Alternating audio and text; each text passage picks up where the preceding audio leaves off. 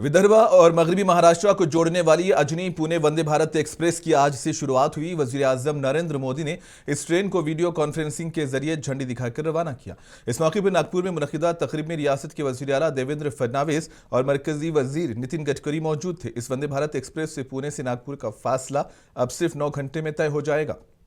इस इफ्तिताह के मौके पर खिताब करते हुए फडणवीस ने कहा कि आज का दिन हम सब के लिए खुशी का दिन है। इन्होंने खुद रेलवे के वजीर से दरखास्त की थी। नागपुर से पुणे तक बहुत ज्यादा ट्रैफिक है, इसलिए वंदे भारत एक्सप्रेस शुरू की जानी चाहिए। इसका मुस्बत जवाब मिला और आज नागपुर पुणे वंदे भारत ट्रेन शुरू हुई। ये वंदे भारत का सबसे तवील रास्ता है। नागपुर और पुणे के मुसाफिर इस जगह से बहुत आराम से सफर कर सकेंगे। प्रतिसाद दिला होता।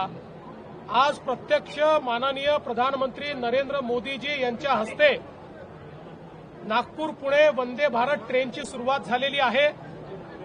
देशामध्ये नागपूर पुणे रूट हा वंदे भारतचा सर्वात लांब पल्ल्याचा रूट आहे। यापूर्वी 881 किलोमीटरचा ट्रेन वंदे भारत कुठलीच ट्रेन सुरू झाली नव्हती। त्यामुळे ही देखील एक महत्त्वाची गोष्ट आहे की अतिशय वेगाने आणि अतिशय चांगल्या सोयीने युक्त अशा प्रकारे आपल्या नागपूर आणि पुण्याच्या प्रवाशांना याच्यामध्ये प्रवास करता येईल। केवळ 12 तासामध्ये हा प्रवास पूर्ण होणार आहे।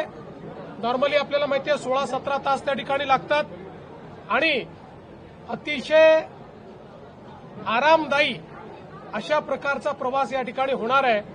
आणि म्हणून या वंदे भारत ट्रेन करता माननीय प्रधानमंत्री महोदयांचे आणि रेल्वे मंत्री महोदय